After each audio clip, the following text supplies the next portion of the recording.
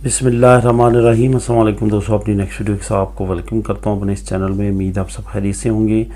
Bank statement के बारे में कुछ दोस्तों की तरफ से कमेंट आए हैं कि इंग्लैंड का अगर हम विज़िट वीज़ा अप्लाई करते हैं तो बैंक स्टेटमेंट कितनी होनी चाहिए। ये आपको बताता चलूँ कि बैंक स्टेटमेंट एक ऐसा डॉक्यूमेंट है जो कि तकरीबन दुनिया में हर मुल्क से आपको अप्लाई करते वक्त चाहिए। इसके बगैर आप विज़िट वीज़ा यूके या किसी भी मुल्क का नहीं अप्लाई कर सकते। इस विज़िट वीज़े का मेन ये जो पर्पस होता है वो होता ही आपकी वहाँ पे जाना, एक्सपेंस करना, ख़र्च करना, जो कि उस मुल्क को फ़ायदा होता है जिस मुल्क में आप जा रहे हैं। यही वजह है कि बैंक स्टेटमेंट को काफ़ी ज़्यादा अहमियत दी जाती है और विज़िट वीज़ा देते हुए ये काफ़ी ज़्यादा देखा जाता है कि आपके पास आपकी रकम कितनी है ख़र्च करने के लिए। ख़ास तौर पे जो एक्सपेंस आपने वहाँ पे करने हैं, अगर आप 15 दिन के लिए जा रहे हैं, अगर आप महीने के लिए जा रहे हैं, अगर आप 3 महीने के लिए जा रहे हैं, ये तमाम चीज़ें काउंट की जाती हैं और आपकी बैंक स्टेटमेंट को डीपली देखा जाता है। अगर वो कम हो तो रिजेक्ट कर दिया जाता है, अगर उसमें शक व शुबात पाए जाएँ तब भी रिजेक्ट कर दिया जाता है। और एक बात बहुत ज़्यादा ज़रूरी यह है कि अगर बहुत ही ज़्यादा आपकी बैंक स्टेटमेंट हो, आपकी जो इनकम है वो शो हो रही है कि आप महीने का फॉर एग्ज़ाम्पल 1 लाख रुपया कमाते हैं और आपकी बैंक स्टेटमेंट में हर महीने 10 लाख रुपया आ रहा है और आपका क्लोजिंग बैलेंस करोड़ों में है, तो फिर भी बहुत बड़ी जो है वो देखा गया है कि बहुत ज़्यादा लोगों के फिर भी वीज़ा रिजेक्ट किए गए हैं क्योंकि वो जस्टिफाई नहीं कर सके कि इतनी ज़्यादा अमाउंट कहाँ से आई। तो यहाँ पे आपको बताता चलूँ चंद एक चीज़ें जो आपने जहन में रखनी है। हमारे लोगों के जहन में एक ये बात बहुत ज़्यादा होती है कि जितनी ज़्यादा बड़ी बैंक स्टेटमेंट होगी उतना ईजी हमारा वीज़ा लगेगा। ये बिल्कुल भी ऐसा नहीं है। बैंक स्टेटमेंट आपकी मुनासिब होनी चाहिए, जस्टिफाइएबल होनी चाहिए। ऐसा ना हो कि आपसे वो पूछें ये रकूम जो ट्रांसफ़र हो रही हैं ये कहाँ से हुई हैं। आप फॉर एग्ज़ाम्पल एक जॉब करने वाले हैं लेकिन आपकी ट्रांजैक्शन हर डेली दूसरे दिन हो रही हैं, जा रहे हैं, आ रही है रकम, तो वो ये पूछेंगे कि आप तो सैलरी पर्सन हैं, आपकी तो महीने बाद सैलरी आती है, ये जो ट्रांजैक्शंस हैं ये कहाँ से आ रही हैं।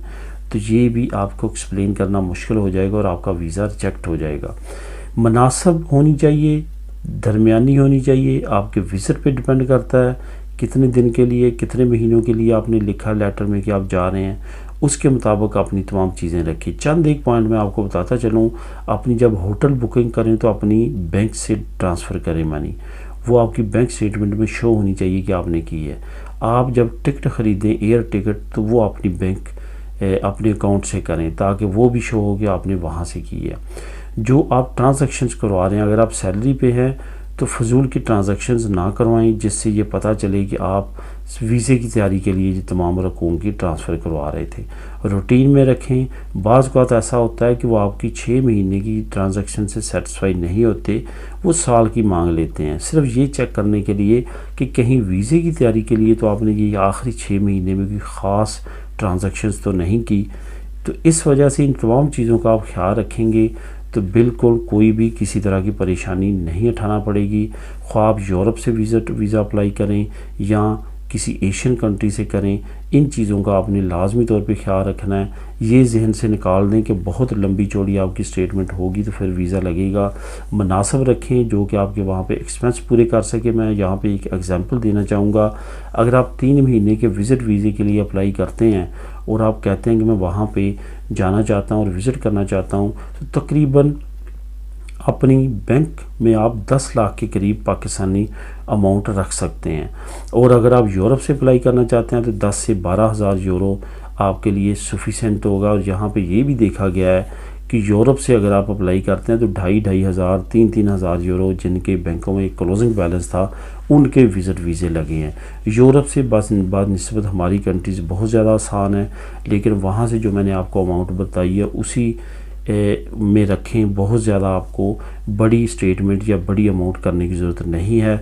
अगर आप बहुत बड़े बिजनेसमैन हैं तो फिर आपको बैंक स्टेटमेंट अगर बहुत बड़ी आप शो करवाते भी हैं तो कोई मसला नहीं है, लेकिन अगर आप मीडियम लेवल के या सैलरी पर्सन हैं तो इसी रेंज में आप बैंक स्टेटमेंट रखेंगे तो आपके लिए ज़्यादा बेहतर रहेगा। मिलेगी नेक्स्ट वीडियो में नई इन्फॉर्मेशन के साथ। अल्लाह हाफिज़।